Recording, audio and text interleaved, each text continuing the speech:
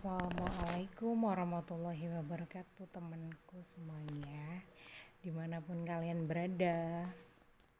Alhamdulillah bulan ini memasuki musim dingin ya, tapi di hari ini cuacanya sangat panas. Aku udah lama gak nyapa-nyapa teman-teman aku yang ada di sini karena banyak yang sudah dialami ya. Apalagi nenek aku lagi kumat-kumatnya.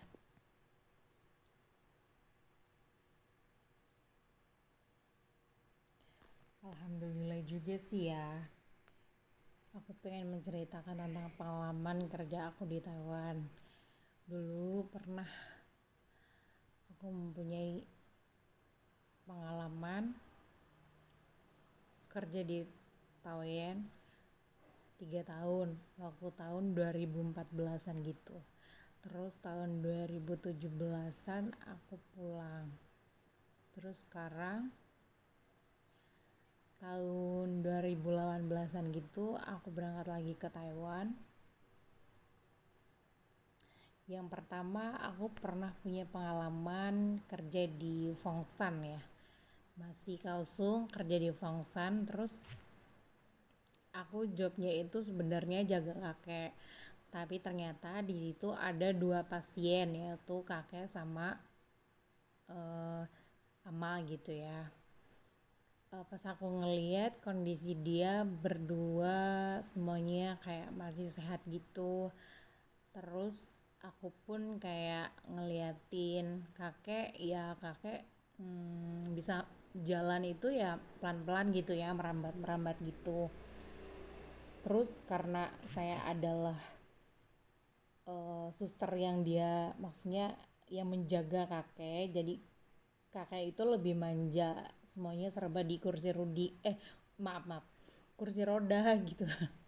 Jadi pakai kursi roda gitu ya, padahal ya masih kalau jalan sih pelan-pelan masih bisa lah ya.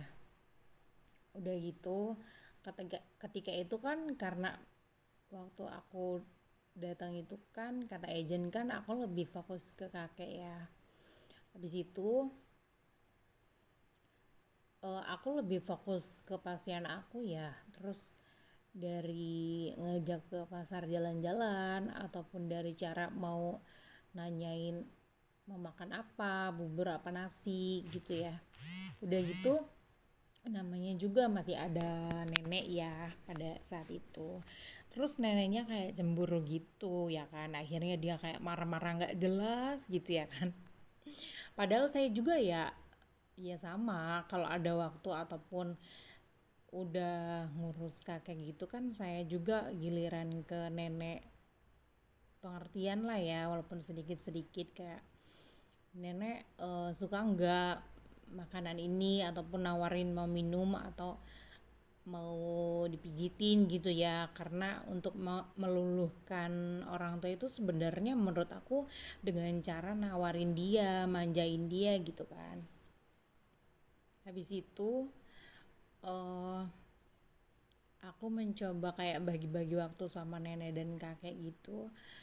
Udah gitu ternyata makin lama makin kesini nenekku tuh dia mempunyai penyakit asma ya, dan menurut saya pada saat itu saya nggak bisa ngurus nenek karena kalau orang asma itu nggak bisa kayak aku tuh kayak contohnya aku mau pergi ke lantai 2 atau lantai 3 untuk beres-beres kamar ya, ternyata pas ditinggalin dia tuh kayak sesak napas gitu, hampir mau pingsan lah. Saya kan kaget gitu kan.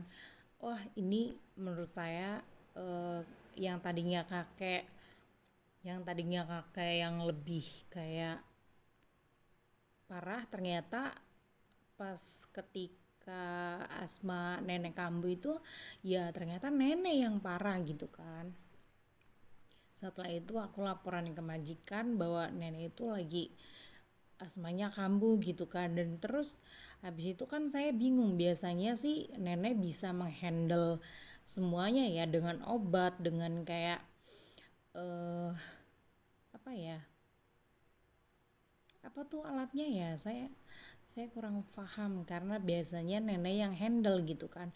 Tapi pas nenek nenek parah aja, nenek lagi kumat aja, terus dia kemudian minta tolong saya cariin itu katanya di laci buat buat apa ya, ih saya tuh kayak lupa gitu, tapi ingat gitu dulu pernah bareng sama orang yang sakit asma kayak gitu ya.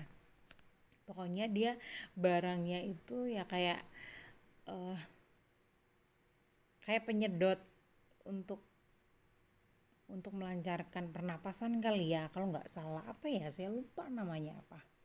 Nah semacam seperti itu. Akhirnya kemudian saya kan ngomong ke agent gitu ya, saya ngomong ke agent gitu, kayaknya saya nggak bisa kalau kalau nenek punya asma kayak gitu.